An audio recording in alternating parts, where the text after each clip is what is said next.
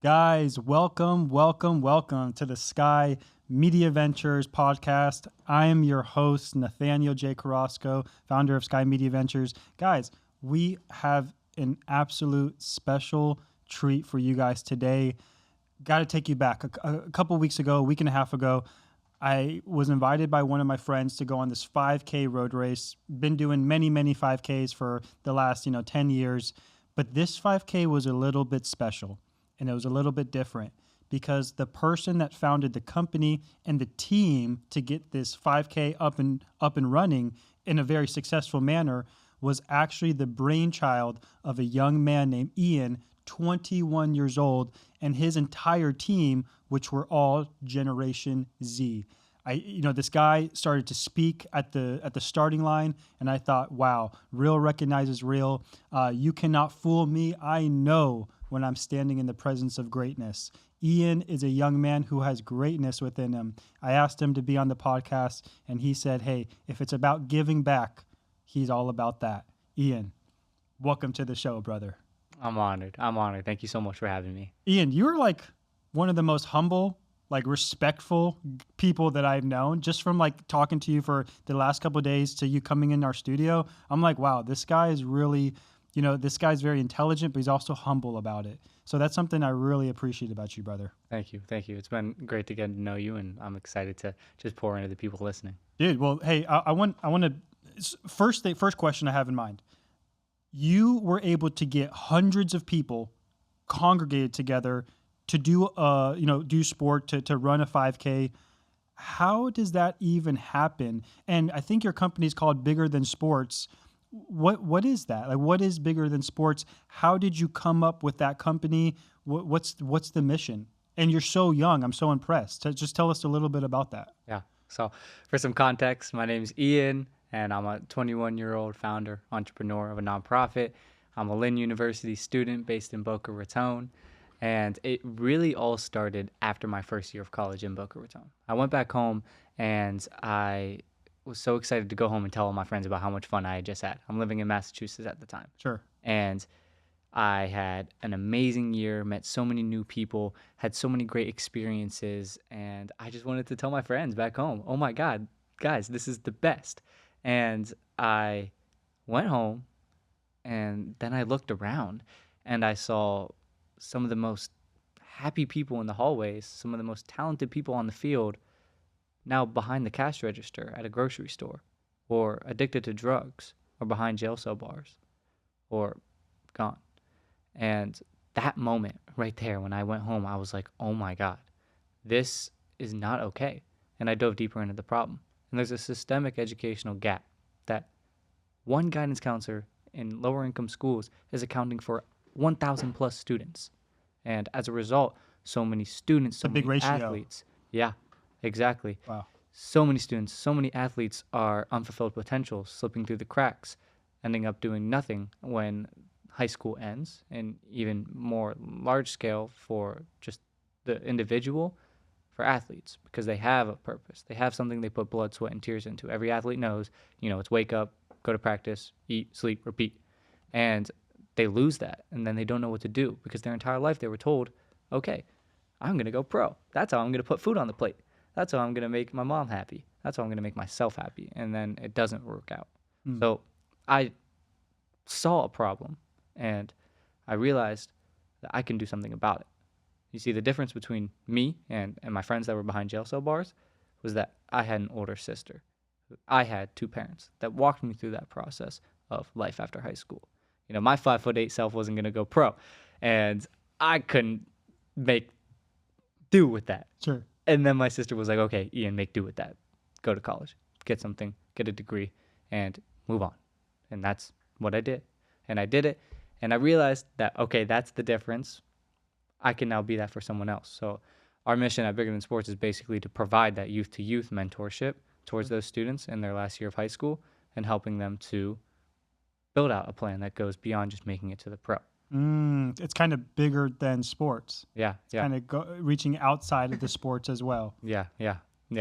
And so to answer your question, okay, how did we get from me having that idea to hosting an event that raised tens of thousands of dollars, brings together hundreds of people, and I'm on a national scale and stage. It it came from a lot of trials and tribulations. I remember my first event, and it was hosted just by Emma, my sister, and I. And we would be knocking on store doors trying to get raffle items to get people to come out to the event. We would be going to open gyms and saying, hey guys, giving them a flyer, being like, come out to our event. Oh, we had a great turnout, 20 plus people. Everyone got a t shirt. Everyone went home happy. And we'd look at the profit loss chart, $2 in profit. Thank you. So we got $1 to me and $1 to Emma, and we both hung it up in our rooms. And then a week later, I checked the profit loss sheet, and I'm like, oh my God, we didn't add the ice packets, $20. So we lost $18 on our first event. Now, throughout the school year, I come down, and now we're hosting events. We're getting better at it. We do a pickleball, we do a flag football. We start to make a couple of dollars here and there. Mm-hmm. We have very generous contributions from people in our community, and we are foot in boots on the ground working with the students in our first year, figuring out how can we actually do this? How can we create a curriculum that steps in place of a guidance counselor? And you're using the Bigger Than Sports brand at this moment? Yes. Okay. All under Bigger Than Sports. We're working with students, and then we have 17 students go through our program in our first year. All 17 of them have a structured plan for where they're going after high school. Wow. And that, plus the tournaments, all gets put into a nice, pretty application. And so you're helping these people get ready for college or even after college. Yeah. Kind of giving them that structure and that youth mentorship that they probably need, to hit wherever they want to go. yeah, that's essentially our mission. Okay. That's amazing, man. Tell us about how you got into the 5Ks. Mhm. So like, I'm sure that's like another segment, and that's another organizational type of deal, from going from, hey, this is a program at a school helping 17 students, and then more on in the future, to now we're going to host an event where you're going to attract hundreds of people. Mhm. I mean, where did the 5Ks come out of? Mm-hmm. So our business model is like split into two. First is the impact model, which is how we impact our students, working with them, helping them with their college applications, trade schools, working with them to help them to realize that they're bigger than an athlete, self-discovery, etc. And the second is our revenue model, how we actually make this impact model happen. And so we do it through sports. Like, what better way to... Like through the 5K. Exactly. So we did So all of those tournaments in the past, and through the generous contributions and through the revenue that we generated from the tournaments, we were like, okay, let's go big. Especially after the award that we won, we were like, okay, we have all of this attention. We need to do something that's accommodating to all. Boom, the 5K idea comes to light. And to answer your question on a more deeper level, beyond just the fact that we bring a lot of people together and it's brand awareness and it's generating revenue, it's because it's a third space outside of life right now. Your first space is your room. Your second space is school as a Gen Z kid. And your third space is the club. That's what I see all around me, is the place where you go to socialize, to have fun, to meet new people, is in a place that you'll never even remember that you were there. Mm. And the 5K, I look around and I see so many smiling faces. I see people bettering themselves, challenging their minds, having conversations that they actually remember. And that's what sports does, So we're bringing everybody together for a cause that's bigger than just the sport that you're playing. Sure. It's really far beyond that. Tell us about creating that event. Was that one of your biggest events so far, that 5K? Yeah, by far, 10 times. Yeah. And Good job. Good job on that, bud. thank you. I loved it when you were on the truck and you're just like, you're speaking in the microphone and just talking to everybody. I'm like, man, this guy, he's sharp. He's real sharp. Yeah. And I vividly remember that moment standing on the truck, looking out at so many people. There because of you. Well, obviously you have a team, and Yeah. I'm sure you want to give your team a shout out. Big shout out, Bigger Than Sports team, but it has to stem from a leader, or it has to come from a brainchild, and it came from you. Those people there, including myself, that my friend Brooks invited me to, we found out that event because of you. Yeah. How does that make you feel that people were able to stop what they're doing? They probably had to go to bed early on a Friday night, not party, or maybe party less, just Right, to right. just to get on the start line at your event. I mean, how did that make you feel? What clicked for you after you realized that you're able to orchestrate something like this? Yeah, I stood there on that truck talking to so many people than I have ever done before at an event. And my mind just went back to those late nights. And for example, Brooks, right? He knows about the event because I went to another person's event and had handed out flyers to every single person that was at that event and asked them if they're a part of any run clubs. And then they said they're a part of a run club, and then they give me the business card. I reach out to them. They give me the information to the Brooks, who owns a run club, and I reach out to Brooks. I did that 100 times. Like, I went from being a nobody, nobody knew about Bigger Than Sports in the run club scene, to every single run club coming out to the event being partnered with us officially. Yeah, Because, dude, you host another 5K, you're gonna have people who are gonna show up. oh yeah, oh yeah, I think so. yeah, We and will. Delray Run Club. I'm sure Brooks and the leaders over there. We're gonna advocate. yeah, and that was our biggest mission, was make sure everyone goes home happy, and that the runner's experience is good, and that the programming is down to a T, and there's no issues. Like, being someone that was at the event, and this speaks on behalf of me, Yeah. the leadership that I have, but also the team.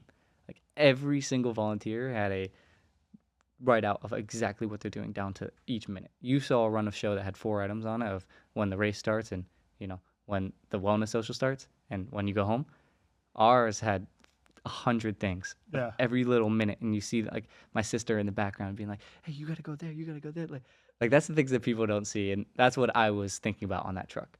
I was thinking about making those itineraries. I was thinking about meditating in my room, playing out every single negative scenario that could happen. Yeah. Every little thing down to where the water stations are, the water cups at each single run, and what if it rains? What do I do? I'm even getting stressed out because I remember those moments leading up to the event. Yeah. Like, it was the most stressful time of my entire life hosting an event of that scale because, yeah, when you do something big, that also means that there's huge responsibility on you, and to be able to be there on that truck knowing that no matter what, and when you do a big opportunity, you need to be able to have the ability to say confidently internally that you've done everything that you could to make sure that it is a success. Yeah. And I had that feeling. The team had that feeling, and it showed. Two questions for you. I want to talk about all Generation Z staff, which I think is amazing. But I guess it's not really a question; it's a comment. What I was really impressed was how you got all those companies out there. You got like Bolay out there. You got pest control company out there. You got Tyler. Yeah, yeah. Tyler, he's your buddy. He's your Yeah, buddy. yeah, Tyler's my buddy too. yeah. Yeah, great guy. Shout out Tyler if he ever watches this. He will. We did some business together, and we built a good bond. So he's a hustler. That's great. Tyler, and he's great at building teams. But back to you. What I was impressed with is how you got all those companies out there. How did you get all those companies out there? You just, once again, the same way of how you got the run clubs out there. You just called or just assigned one of your team members to do that, or Yeah. yeah. How are you able to produce these large companies at this local 5K event of your biggest kind? I guess is my question. It's quite it's quite the story because, and I hope that people listening relate to this in the way of whether you've done it before or that you want to do something big. It's about the small things. I have a crazy statistic of the number of miles I've ran leading up to this 5K because I had to go to run clubs and run 5Ks just so I can be sweating after and then go talk to some people. Yeah. Okay. You didn't want to just pitch them your event first. You wanted to like hang out with them, run, put in some mileage, and then be a young person that's confident enough to go up and talk to the leader of the run club and say, "Hey, I'm doing something big, and I'm building it. I want you to be a part of it, and we're doing something big for the community, and I want you to contribute to it." And I did the same thing for those vendors, those businesses, whether it was knocking on the door and going inside to their store, or it was seeing who's most active on Instagram and going to those companies that are already involved in the community and saying, "Hey, I got Boca Run Club coming out to our event. I saw that you partnered with them earlier. You want to show your face again? Get them more brand recognition?" And they're like, "Oh, I'm in." And mind you, we had 0 people signed up for the race. hey man, I got this event, 1,000+ people are gonna be there. You gotta be there. Like it's just absolute, just so much confidence that I'm going to make it happen. So much faith that it's going to work out and that it's going to be what it is, and it works. You know, it's like speaking into existence, 100%. and it happens.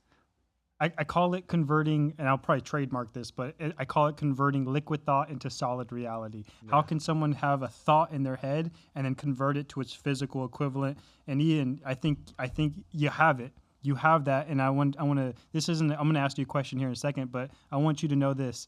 Something about your aura and how you carry yourself and how you talk to yourself with other people, whether they're 10, 20, 30 years older than you, they're going to give you that respect. So no matter where you go, brother, you have that rating, you have that it factor that people, when you speak and when you ask these people for things or promote events, they're going to listen to you. They're not going to see your youngness. They're going to see your seriousness.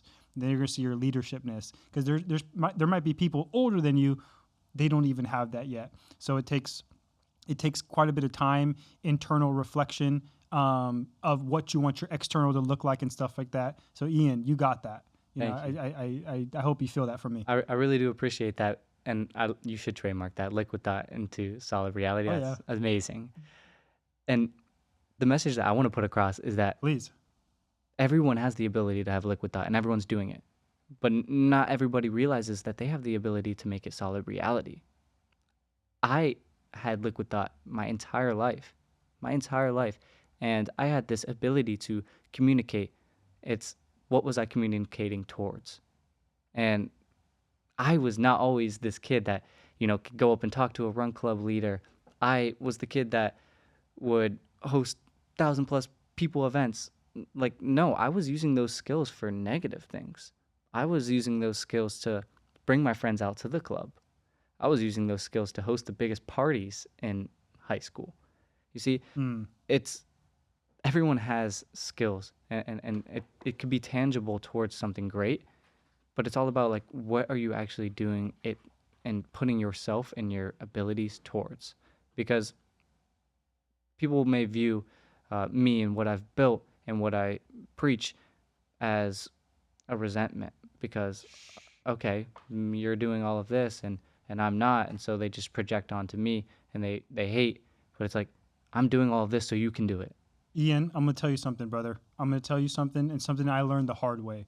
When you are building something, a company, a brand, when you're building something and you want others to be effective in a positive way and you want them to look at what you've built and do it themselves, if you have people around you who, when they look at you, I know you want them to build something of their own and be, inspire them, but if they start to tear down what you have or start to attack you, that's a sign that they're not going in the same direction as you. So I think you got to kind of have to discipline your time with these people.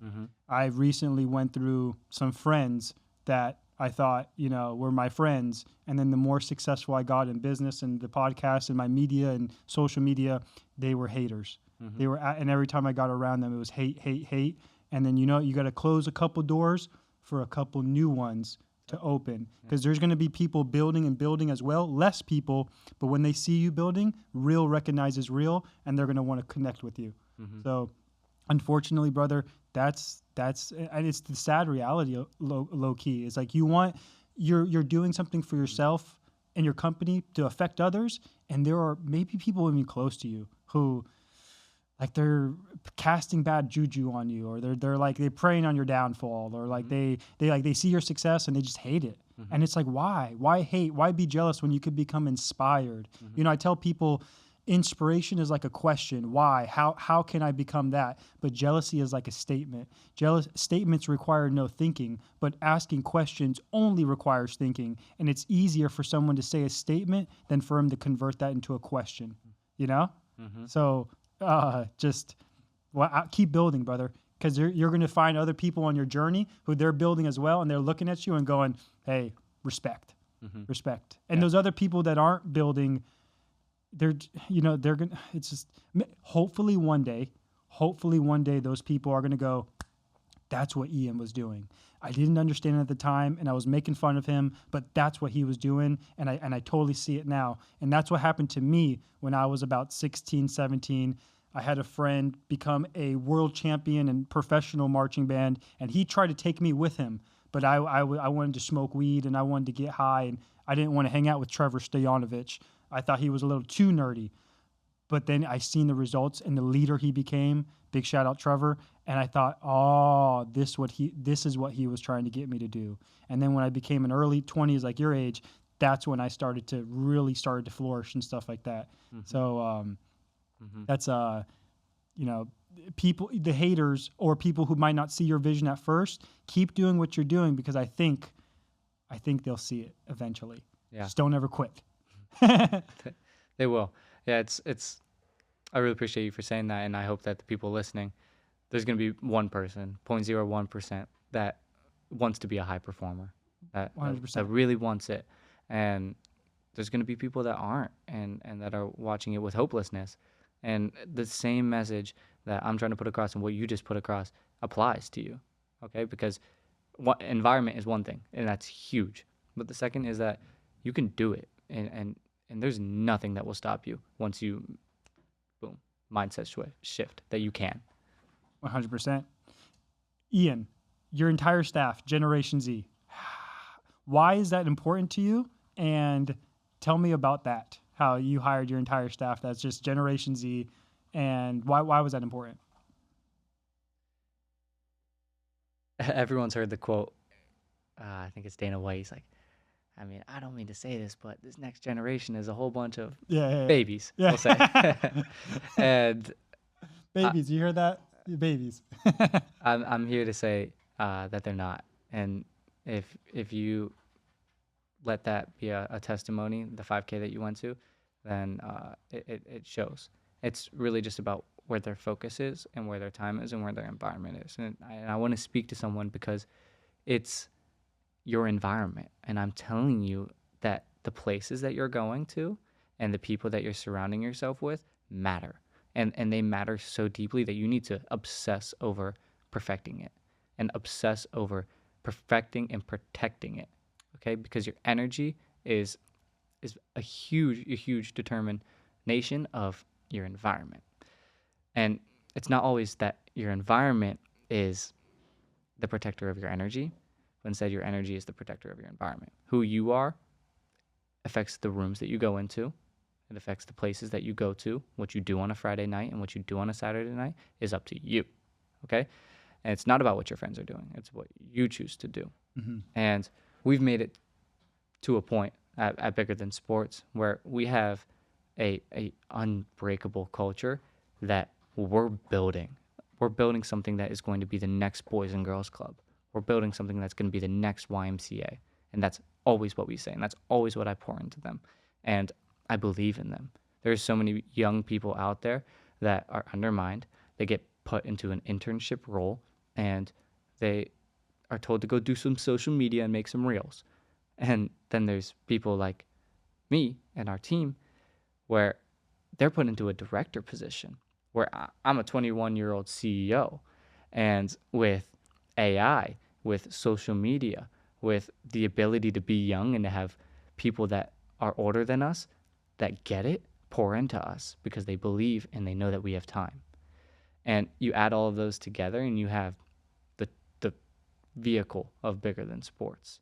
And we always say, we're not just the youth starting some great big business. Mm-hmm. No, we're actually pouring back into the youth. So investing in us is multiplying your impact, multiplying your giving, because you're investing in the youth. For example, you're investing in me so that I can invest in the youth, into high schoolers that need this work, that need this mentorship. And then what do you think happens when you see your star senior athlete player as a freshman going off into college? It's the seeds of impact. They're now inspired. They're now looking forward to their senior year when they get to go and hang out with the cool kids in the practice room before practice, getting their college applications done.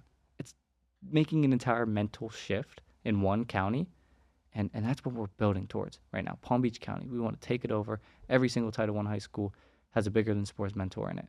And then wow, you take that and you rinse and repeat, and you do it at the next county, and you do it at the next one. And then you realize that this power of sport, which every athlete and every person on this planet universally knows, can do something about the educational system, which is the most important root cause into poverty, but also into success.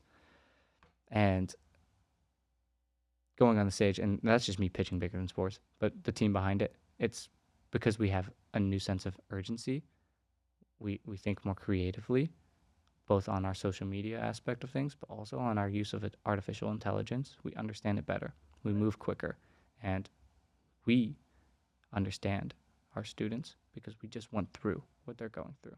Yeah. Do you think schools they should be starting to teach more artificial intelligence usage and how to leverage it and use it? It's a whole another conversation, but yes, of course. And they're a joke if they don't think that every single student is just copy and pasting and putting their AI into an assignment and it's done. Yeah. Like, it's done. And the educational system will be broken until they find a way to make it human intelligence again. You know, we just had a young man on last week, and he was telling us that if you're not leveraging artificial intelligence right now, then you're probably afraid of it, and you might get left behind. And I know with our company, we use a lot of AI with our clients when it comes to answering the telephone. So, but I think there are skills like being an entrepreneur and your communication skills, how we're speaking right now, are very valuable skills that even with the technology advances with AI, if you know how to communicate, speak, render product or service, I think that's a very, very good, useful skill. And I also think building a brand on social media, we've become like really brain dead sometimes to scrolling, and it's like, are you a consumer all day or are you a producer? Yes, get away from the phone, but if you are going to be on the phone, something that I've always thought of like is, hey, what kind of content are we creating, our company, personal brand, and what do we want to be known for? What do we want to put out there? And I think that's where the good element comes in too, because if you're going to start producing content, it better be some content that makes you sharper and not that makes you duller. Because some people are getting famous for some dumb things, just things that are just, they scream on the phone once a day and they're getting famous because of it. And it's like, hey, well, if we're going to start producing content, what kind of content should we produce? And I think it's good, wholesome, the powerful, the positive, the faithful, that type of content. Because that's, what goes into your mind, you think about it, you take action on it, and then you get results from there. But it all starts to protecting your energy and what goes into your mind, that information. Ian, I want to talk to you about something you educated me on.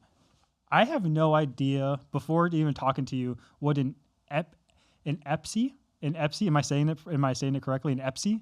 SB. He told me 5 times before the show. That's how you pronounce it, and I still mess it up. An SB. So I seen a picture, and you were talking about this earlier. I seen a picture where you're holding this beautiful trophy. You're on stage. It looks like there's hundreds of people in front of you, and you're winning an SB. What is an SB? And tell us about that experience. And you even mentioned something about you even seen some super duper famous people sitting up front, sitting down, and you were on the stage. I bet that was one, heck of an experience. So tell us a little bit about that. So to the audience who has no idea what a SB is. Yeah. It's very similar to the feeling that I had on the pickup truck, and it really just allowed me to think back to all of the hard work that we have put into getting that award. And for those that don't know, an SB award is essentially ESPN's award show, and it's hosted annually. The top athletes in the entire world are invited. The red carpet is rolled out, and there is millions of people watching. And we got to be one of the organizations that was highlighted on that day. Bigger Than Sports? Bigger Than Sports. Wow. And it was the Billie King Youth Leadership Award that we won.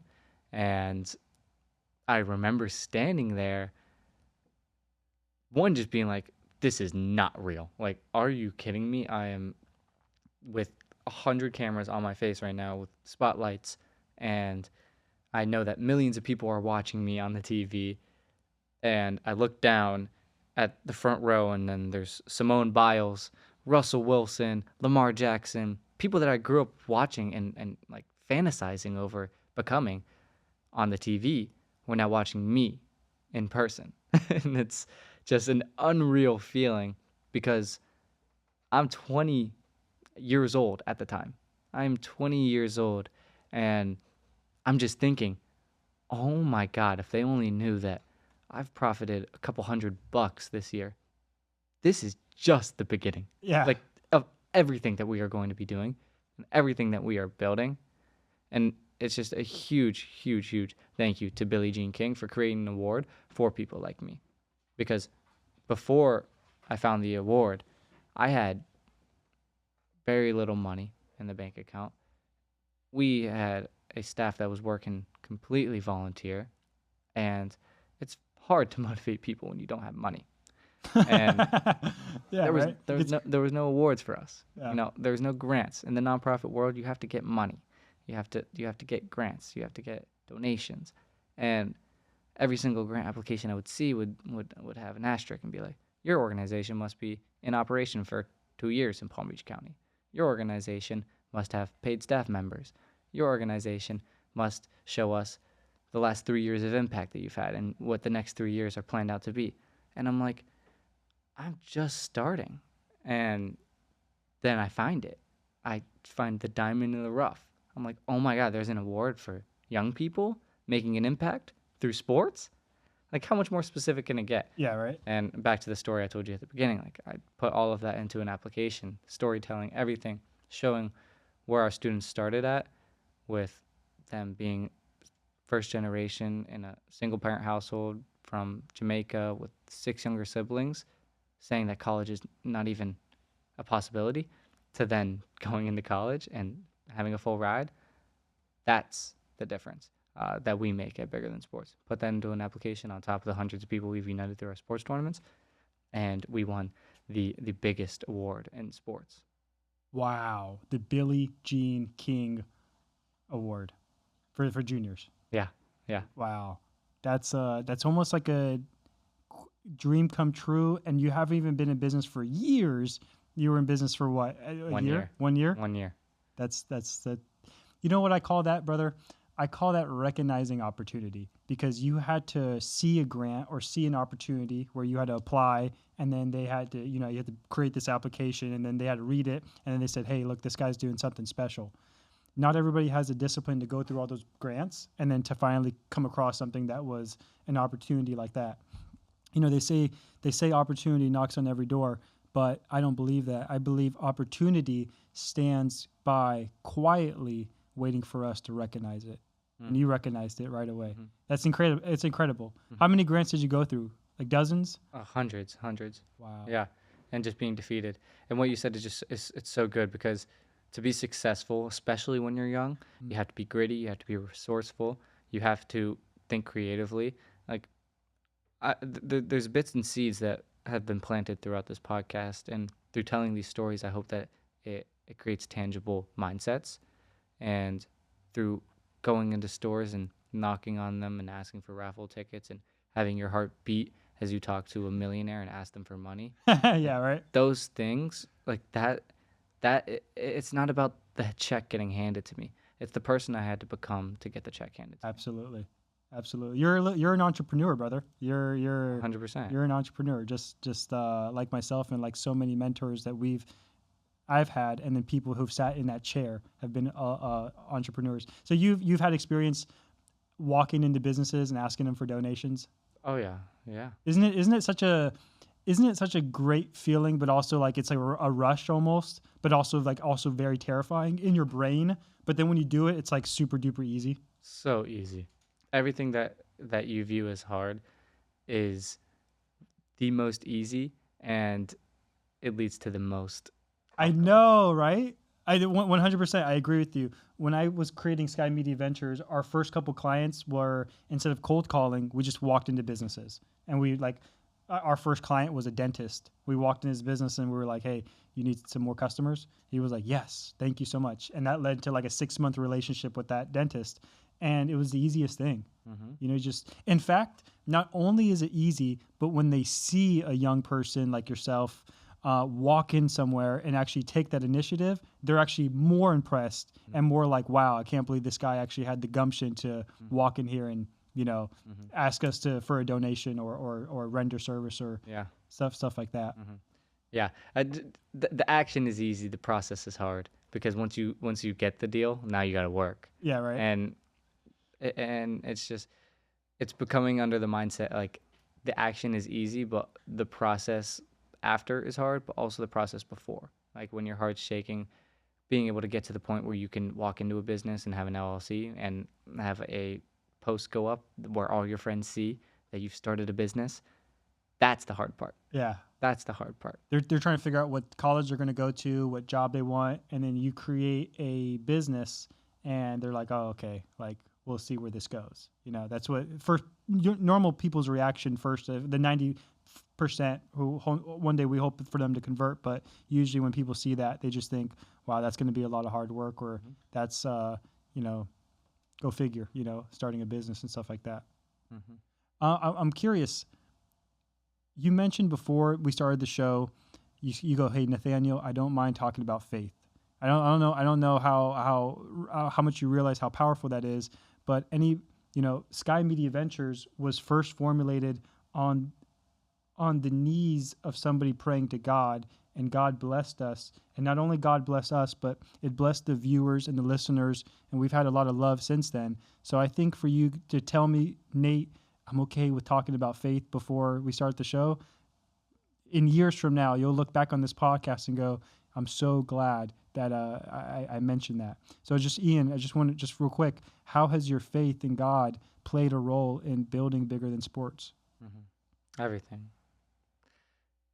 I measure my confidence walking into a store or asking a millionaire for a check, not off of my skill, but off of my intention. And because my intention is to God, I can do all things.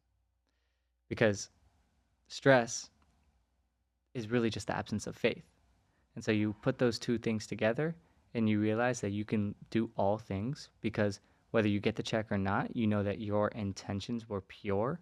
And when you realize that once you get that check, the process is going to be hard and you're going to endure stress, but you have faith that it's all going to work out according to his plan. It's it's a cycle, it's a loop that is just prospering, more and more abundance, more and more happiness, more and more impact. And from that mindset shift, which was before being, I'm Ian, wait, and I could do anything, and I'm gonna walk into the store and I'm gonna get everyone to come out to my tournament. I profit $2, and I wasn't close to God at that point. In relation to getting that check handed to me, and taking it and signing it off with full confidence that you are giving to someone, you are giving to a team that is going to steward this money to do something that makes God happy, that makes this team feel empowered and walk home from work a better person. And sprinkling those uh, mindsets, like the word into what you do and how you hold yourself as a leader has been everything to me and into my faith. And very special to my journey, my girlfriend and I have been doing it together. And she's an I love that. entrepreneur. I love how you guys put your relationship in the midst of God's presence, and yeah, that's how you build your relationship. That's amazing. Yeah. And it's the same thing, like the same thing with business. It goes for relationships and that loop that I was talking about. Whenever times get hard, 'cause she's an entrepreneur too, and we're working 80-hour work weeks together alongside each Grinding. other, Yeah, yeah, yeah. grinding. And Monday, I'll be coming home so stressed out. Everything's going wrong. Tuesday, I'll be feeling great. Just got a huge check. And she's like, oh my God, the shipments didn't come in. I don't know what to do. And we get to lay down at night and have conversations that actually make us feel like our cup is more full at the end of the day Yeah. because of God, because of prayer. And like that loop is just so fulfilling. And that mindset of stress is the absence of faith and just always having faith into everything that you do is everything. And our family and what we're building as a relationship it's not putting our confidence in each other and our love for each other, but it's instead on our faith to build something that's beautiful, to build a family that's amazing and that's rooted in faith, that's rooted in God and rooted in His Word. And once we both have that combined belief together, it's just going to be a never ending experience that I can say at 21 years old, I'm just going to get to mesmerize that as it plays out, both on the business side of things, because I have so much confidence on that, not because of my skill, but because of my intention, and through the relationship, not because I have confidence in us or in the world or in love, but in faith. It's everything, and that's what God has done for my journey, because it's not just on the business side of things. It has affected me personally and in relationships, and ultimately that's what fuels everything that I do and everything that I've talked about through this podcast. Wow. That's amazing right there. You could do all things, through Christ. Absolutely. Ian, that's this year especially, I've met some very special young people from the ages of 17 to about 21 this year. I've met about 4, 5, 6 of them. And your guys' generation is really amazing. You guys have so many tools to leverage, and to those who decide to really put in action, you guys are putting in action. I'm proud of you, Ian. I think your future is bright. Keep leaning onto God. I think people like you and I know that we are so wise that we are nothing without Him. And if you really can grasp that, yeah, I think, and that's something I've been grasping. It's not just Nathaniel J. Carrasco and Sky Media Ventures. No, it's Nathaniel J. Carrasco is looking at God and Jesus and saying, "Hey, you are my steward, and I am the sheep. Use me, guide me. Let my gifts and talents that you've given me give back to somebody else." Yeah. That's what we have to always think about: is how can we give back to other people in a positive, powerful, impactful way. And you, bro, are an example of that at such a young age. At 21, I didn't start to have your belief until I got like really good results at the end of college. So you are definitely ahead of your time, but you also have a team. You have an organization. You have a team, so you have to kind of race to the standard, the bar. And man, I just think that's it's very, very special, brother. Very special. What does your girlfriend do? She's an entrepreneur. Yeah, she runs a clothing brand and Beyond Clothing. Okay, She's killing it.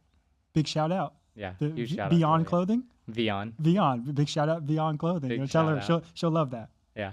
Okay, cool. Ian, we're gonna wrap things up here shortly. I just want to ask you a couple questions.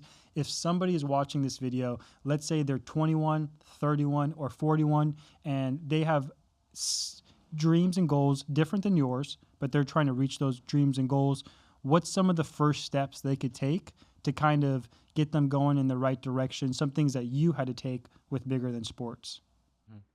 Mindset and environment. If you want to do something big, you cannot be surrounded by people who are small. If you want to do something big, you cannot think small.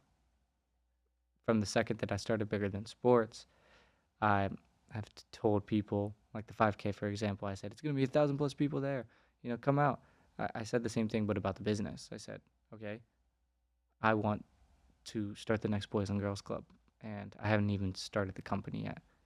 So have a delusional belief in yourself and in your business, and it really roots back to God. And have a delusional belief, a real faith and conviction that it's all happening for a reason, and it's all happening for His reason, not yours. And not, life isn't happening for you or to you, but really it's happening from you. So your mindset, if you're watching this podcast and you've watched the entire hour of it by now, you have enough mental capacity to go and do something so big with your life, because you have that itch. You want to be better. You want to be bigger. And you will only become that once you stop surrounding yourself with people who are small and you stop to think small. Sure. They say the best way to get rid of a big dream is to share it with a small mind. I heard that on What's that young man? He's going around School of Hard Knocks. Do you follow that guy? No, I don't know. I'm going to share. I'm gonna share you some reels. He interviews successful people, millionaires and billionaires. He said that quote one time. But ladies and gentlemen, this concludes our episode. Ian, owner, founder of Bigger Than Sports. He has a fabulous story. He shared some of it today. This guy's future is bright, but I feel like his team and his organization's future is also even more bright. Great story. Stay tuned. We have some very special guests coming in the next couple weeks. In fact, next Monday we have an entire staff from a med spa, one of my clients, 3 young, beautiful ladies coming on the podcast. And week after that, we have the one and only Matt Easton, sales professional, entrepreneur, legend, coming in the show. So we have a lot of valuable content. But I think something that we've gotten here is have the courage, have the faith, take those steps forward, and you won't regret it. So don't ever forget, sky's the limit. Take care, everybody.